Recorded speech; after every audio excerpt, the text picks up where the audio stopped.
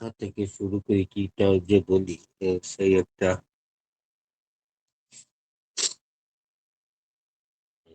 চিন্তার বিষয়।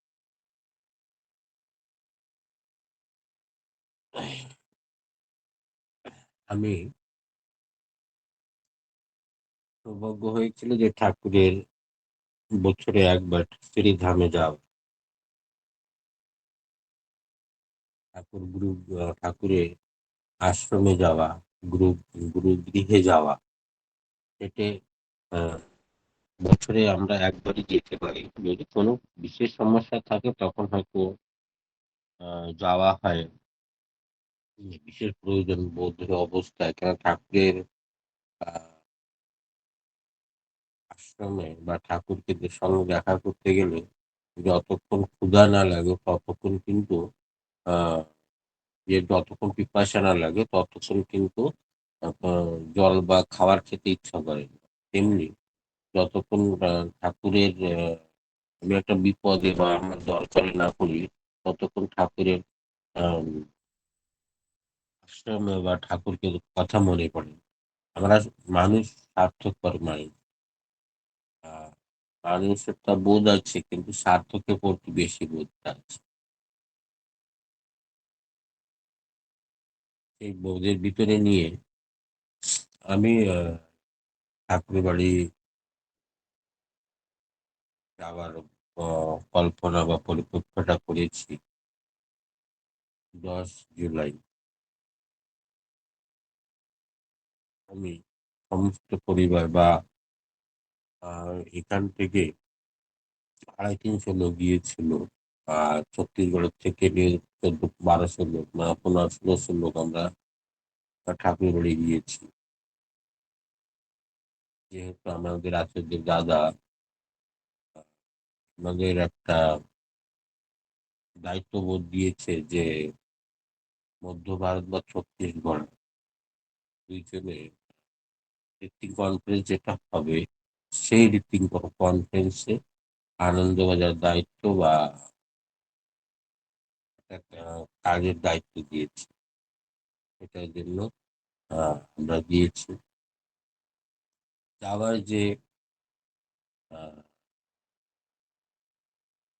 সময়টা, যাওয়ার যে আমাদের কি কন্ডিশনে যেতে পারলাম, যে আমি কি অনুভবটা করতে পারলাম, আমি ওখানে গিয়ে কি পেয়েছি, এই বিষয়ে আজকে আমি কিছুটা বলার চেষ্টা করব।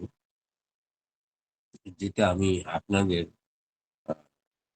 আমি উপভোগ করতে পেরেছি সেটা আপনাদের একটু উপভোগ করার চেষ্টা করব।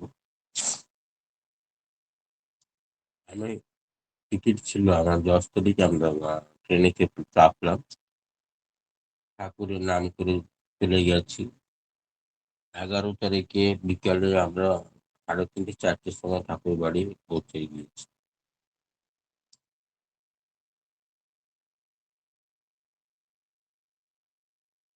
যাওয়ার পর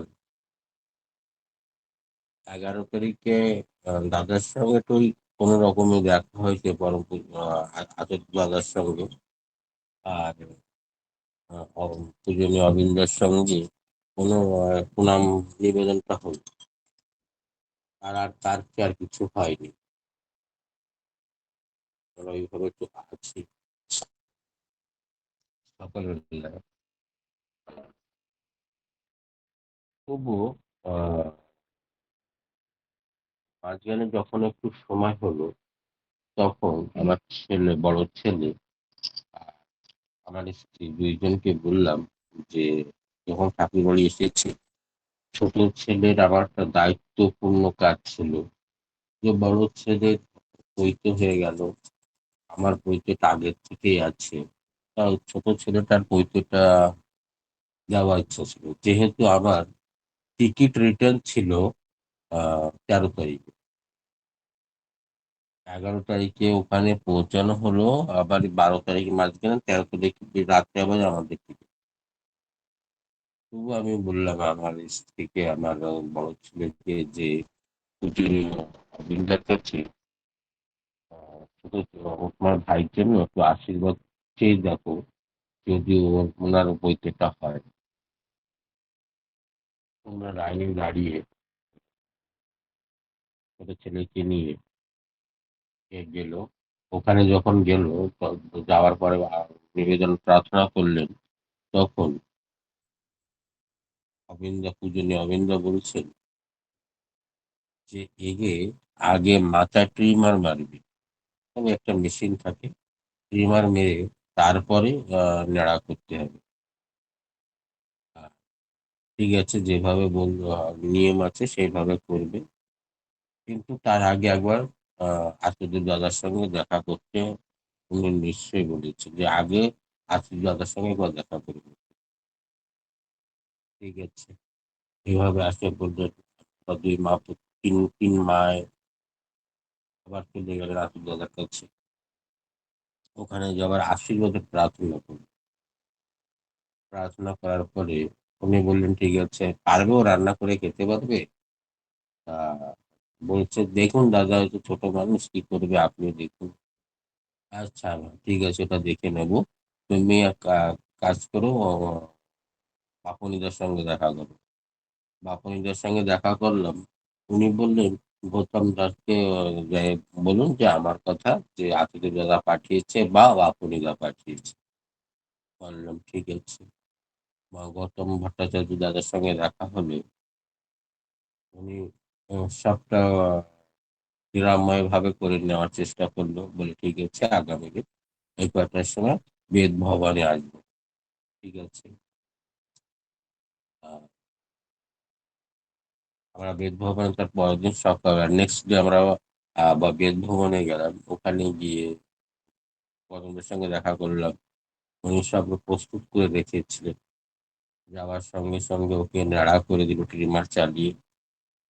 এইভাবে যে প্রস্তুতিটা নিত, সেটা আমি কিছুটা ছবি আপনাদের আমি হোয়াটসঅ্যাপে, স্ট্যাটাসে বা ইউটিউবে দেয়নি, কিন্তু হোয়াটসঅ্যাপে আমি দিয়েছিলাম। এটা আপনারা নিশ্চয়ই দেখেছেন। আচার্য দাদার আশীর্বাদে ওনার ইটা হয়ে যায়, উপনয়নটা হয়ে যায়, পৈতেটা হয়ে যায়। আমার টিকিটটা আমার ক্যান্সেল করতে হলো। সবাই 13 তারিখে রিটার্ন হয়ে গেল। যেহেতু ওকে 14 তারিখে ঢুকিয়েছে, 14, 15, 16 তারিখে বের করলো। আমাদের টিকিট ছিল 13 তারিখ।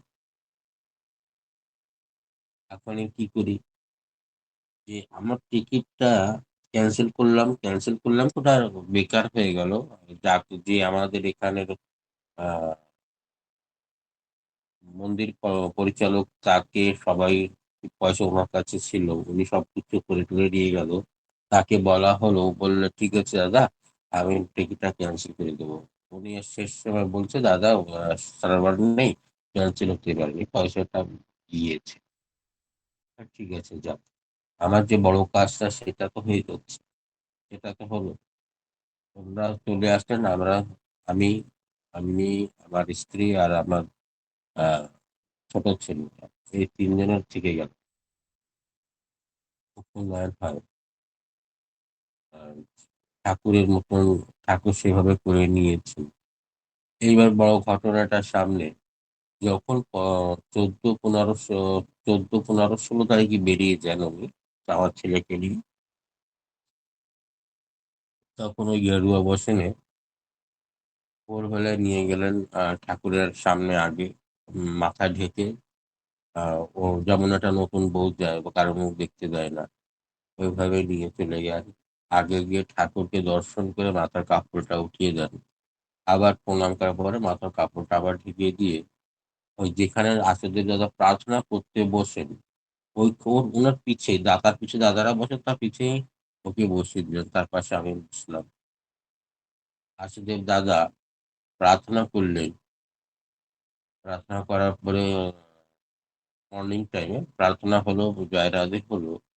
তারপর ওখান থেকে উঠে যখন প্রণাম করে আবার দাদা বড়দার যেখানে বসতেন তার পাশে যে বসে আমাদের সঙ্গে আলোচনা বগেরা করেন বা বাণী পাঠ করেন, ওখানে বসতে গেছে।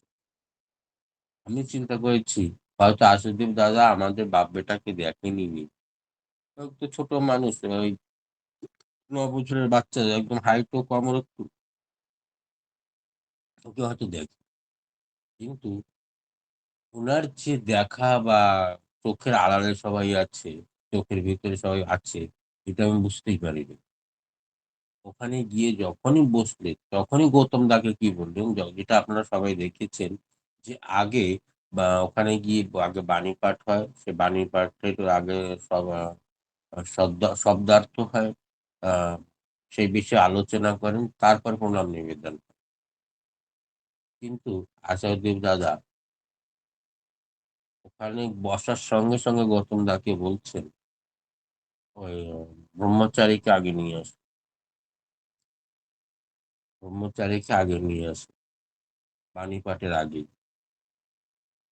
আহ, ও- ও- গৌতম দা হয়তো বুঝতে পারি, কারণ গৌতম দা জানে যে রুলসটা এই, যে আগে বাণী পাঠ হবে, সেই বিষয়ে আলোচনা হবে, তারপরে যে প্রণাম নিবেদনের সময় তখন ও আমার ডাকবে। কিন্তু আগে ছেলেকে ডেকে দিল। গৌতম দা বুঝতে পারে, আবার বলল, গৌতম দা ওই ইটা ব্রহ্মচারীকে নিয়ে আসুন, নাম নিবেদন করতে দাও, তারপরে কি যেতে দাও। এই গৌতম দা এসে বলছেন যে চলো, আসুদু দাদা ডাকছে। ছেলেকে নিয়ে আমি হাসুদু দাদা বড়দার ওখানে গিয়ে প্রণাম করতে যাব। আমি ছেলেকে বলছি, বাবা এখানে প্রণাম করেন।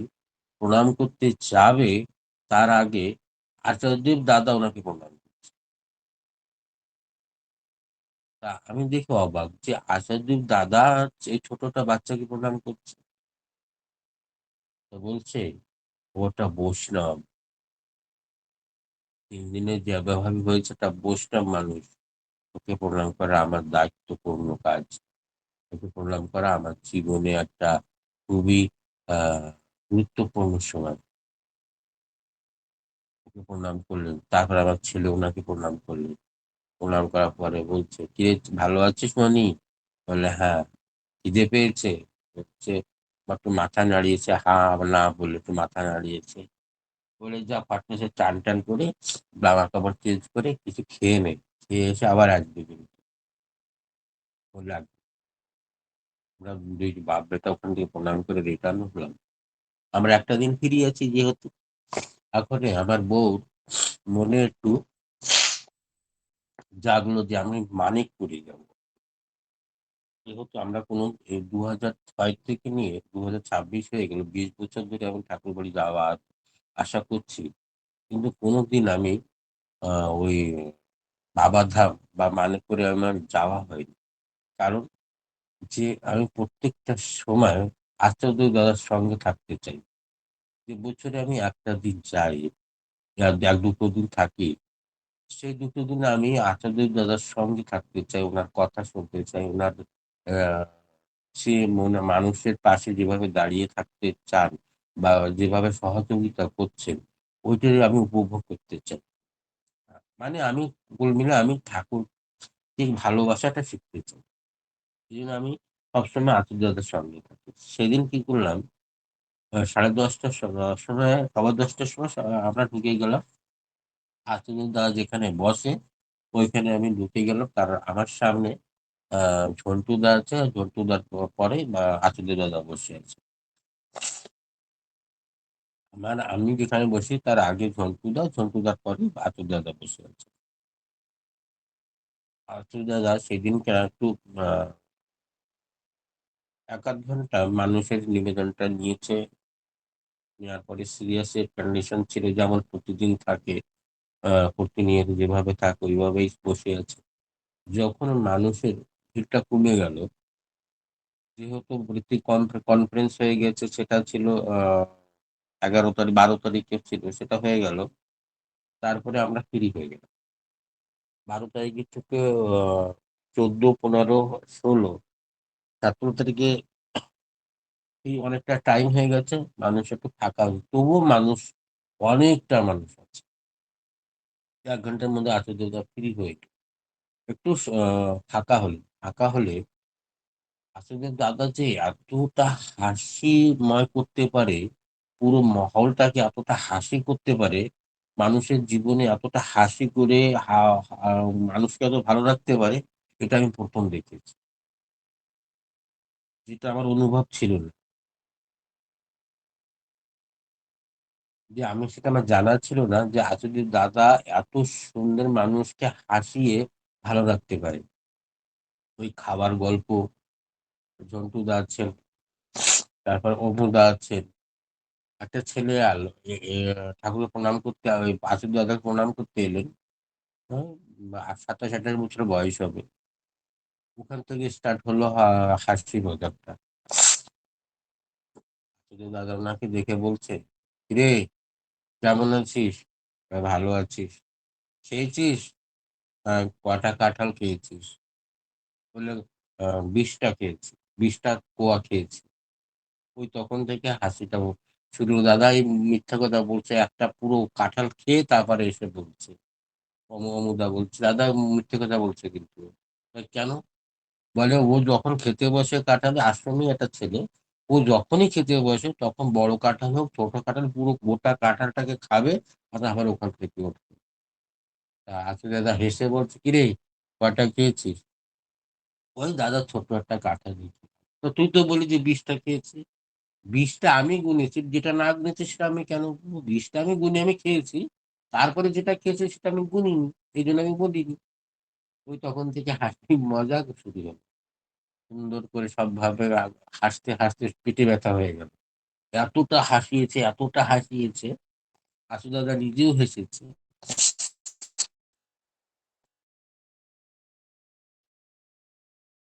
এই কথা হলো আমি মানিকপুরে যাবো। ঠিক আছে, মানিকপুর আমি চিন্তা করলাম আমাকে তো কিছু না, কে বলেছিলেন একদিন মিস্টার যে ওখানে বসন্ত করি, ওখানে দাদার দায়িত্বই মানিকপুরটা আছে। তো চিন্তা করলাম যে আমি একটু আহ, মাকে ফোন করি, শর্মিষ্ঠার মাকে ফোন করে দিই। যদি মা উনি থাকেন বা যদি সময়টা বন্ধ হয়, যে যাওয়ার টাইম থাকে, তা মা বলছেন যে ঠিক আছে দাদা আপনি একটু অপেক্ষা করুন, আমি বসন্ত করি দাদাকে ফোন করে বলছি। শর্মিষ্ঠার মা তৎকাল ওনাকে ফোন করলেন, আমাকে ওনার নম্বরটা দিলেন। আহ, ফোন করে বলে দিলেন, আর আমি একটু লেটে পৌঁছে গেছি। লেটে মাত্র সামথিং 12টার সময় বন্ধ হয়ে যায়। আমি সা- 11:30 কি না 2টোর সময় হয়তো বন্ধ হয়ে যায়। আমি তো আর একটু পৌঁছালাম, পৌঁছানোর পরে আমি দেখলাম যে সত্যিকারে স্বর্গজাত তো আমাদের আচার্য ওই ঠাকুরধাম আছেন, শ্রীধাম আছেন, আহ, ঠাকুর বাড়ি আছে। সেকেন্ড স্বর্গ আমি দেখলাম ওখানে মানিকপুর। এত সুন্দর পরিবেশ। সবচেয়ে ভালো লেগেছে, যারা মানিকপুরে গিয়েছেন তারা নিশ্চয়ই দেখেছেন যে ওখানে ঠাকুরের বৃদ্ধ অবস্থা, মানে আহ, ঠাকুর তো 9 জানুয়ারি ওখানে উম, বনভোজন উৎসবটা করেছিলেন। যে বৃদ্ধ অবস্থা ওখানে গিয়ে ঠাকুর বসে থাকতেন, এই অবস্থার যেরাম আমাদের যেভাবে আমাদের আহ আশ্রমে ঠাকুরের একটা আহ শ্বেত পাথর দিয়ে বিগ্রহ রাখা আছে, ঠাকুর বসে আছে, তেমনি একটা ওখানে বৃদ্ধ অবস্থা আছে। আর সেইতে এক অবিকল পাঞ্জাবি টাঞ্জাবি পরে আছে, যেটা আমি পাঞ্জাবি পরা ফটক ঠাকুরে খুবই কম দেখা যায়, সেটা কিন্তু মানিকপুরে এনে রেখেছি। অবিকল মতলব দেখতে মনটা একদম জুড়িয়ে যাচ্ছে। আমি আগে ঠাকুরকে প্রণাম করলাম, আমি চিন্তা করলাম যে বড় মানে, দেখলাম যে সাইডে আর একটা ছোট করে একটা মন্দির, ছোট কি ভালোই বড়, ওই মন্দিরটা গেলাম। ওখানে দেখি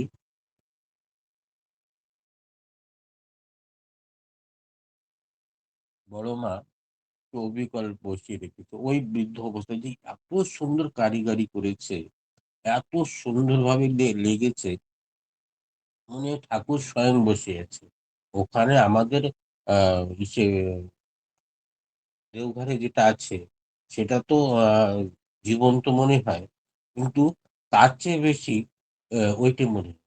আমার কাছে লাগে। সবার চোখে, সবার ভাবনা, সবারটা আলাদা, আলাদা থাকে। কিন্তু আমার চোখে ওটা লাগে। আমার মনে ওটা লাগলো যে আ ঠাকুর স্বয়ং বসে আছে। ওই সেটা পাঞ্জাবি পরে একটা চাদর গায়ে দিয়ে আর ৯ জানুয়ারি যেটা হয়, তারপর ২৬ জানুয়ারি ঠাকুর চলে উঠে যান। ওই যে দেখলাম, উঠে দেখে আমার মনটা একদম আ শান্ত হয়ে গেল।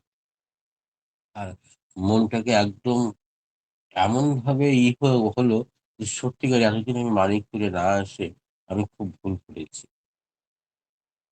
এই যে ঠাকুর যে বৃদ্ধ অবস্থার যে ফেস কাটিং টা ছিল, সেটা অবিকল সেইভাবে ওখানে রাখা আছে। বড় মাকেও মুখে যেমন লাইনিং পড়ে যাচ্ছে, একটা ঢাই পড়ে যাচ্ছে সেটা কিন্তু ওখানে আছে। বড় মারও আছে, ঠাকুরেরও আছে। এর মধ্যে আমি ঢুকেছি এর মধ্যেই বসন্ত পরিদা যেহেতু শর্মিষ্ঠা ম্যাম ফোন করে দিয়েছিলেন, উনি চলে আসলেন।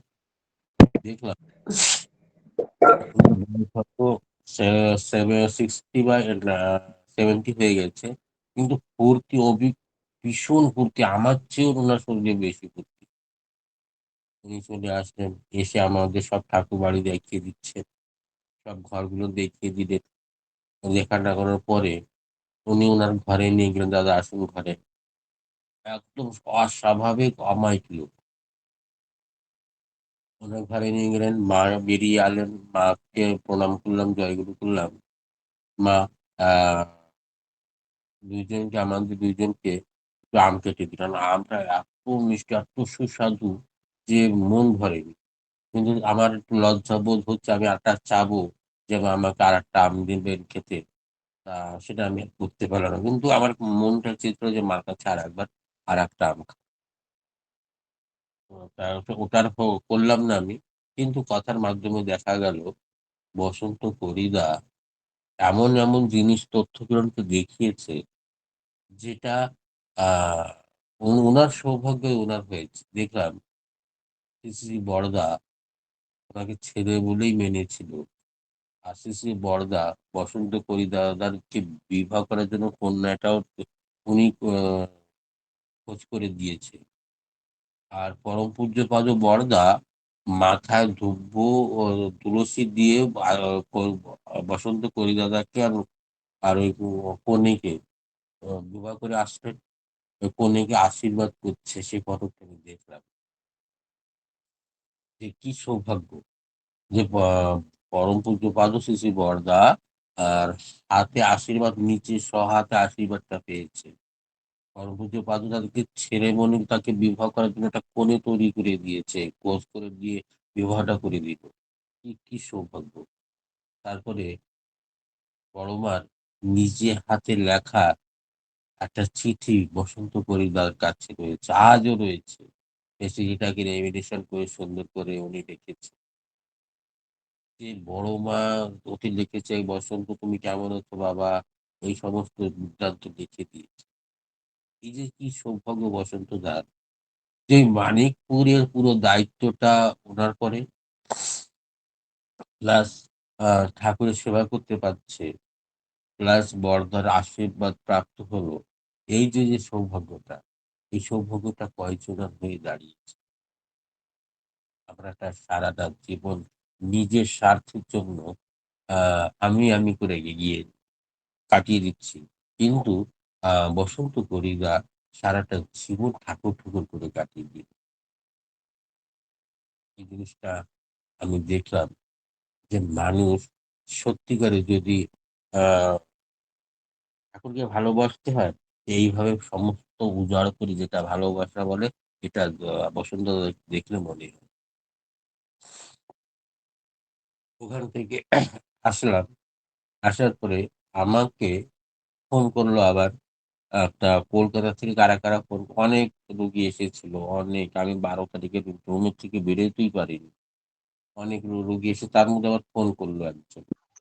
"দাদা কলকাতা থেকে কটা লোক বা মায়েরা আপনার কাছে গিয়েছে। আ আমরা অনেক চেষ্টা করেছি, তাদের স্বস্তিনীটা হয়নি। যদি আপনি একটু বলেন, আমার বিশ্বাস যে ওরা স্বস্তিনী নিয়ে ঘরে ফিরবে।" তা আমি বললাম, "ঠিক আছে।" আপনি যদি একটু ওদের যাজন করুন তাহলে মনে হয় সুস্থতা হয়ে যাবে। একটা মন্দিরের পরিচালক আমাকে ফোন করে বললেন। আমি বললাম ঠিক আছে, যখন এত করে বলছে আবার যদি একটু 5 মিনিট যাজনে তাদের যদি সুস্থতা হয়ে যায় তাহলে খুব ভালো। 4 জনকে যাজন করলাম, 3 জনের সুস্থনি হয়ে যায়। পরে 2 জনের আরো হয়েছে, কলকাতা থেকে এসেছিল, তাদের একটু যাজন করলাম, বাড়ি গিয়ে আবার ওনার সুস্থনি হয়েছে। 6টা 7টা লোকের সুস্থনি হলো। আমার সঙ্গে দেখা করতে ট্রিটমেন্ট নিতে এসে একটু যাজন করেছি, আর ঠাকুরের দয়ায় তারা সুস্থনিটা নিয়ে ঘরে ফিরেছে। এই যে 6টা 7টা লোকে একসঙ্গে সুস্থনিটা হলো, এটা একটা সৌভাগ্যের কথা। যে ঠাকুরের দয়ায় ঠাকুর শ্রীধামে থেকে তাদের সুস্থনিটা আমি একটু যাজন করার পরে হতে করতে পারলাম বা হলো। এটা ওনার ইচ্ছা না হলে কোনোভাবে হয় না। আহ, দুটো দাদা আর 3টে দাদা আর বাকি 4জন মায়েরা ছিল, এরা সবার সুস্থনিটা হয়ে যায়।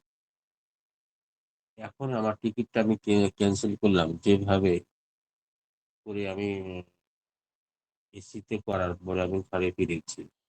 ঘরে দাদা, ফেরার পরে সুন্দর করে হয়ে যায়। এইভাবে প্রত্যেকটা দিন ভালোভাবে চলেছে।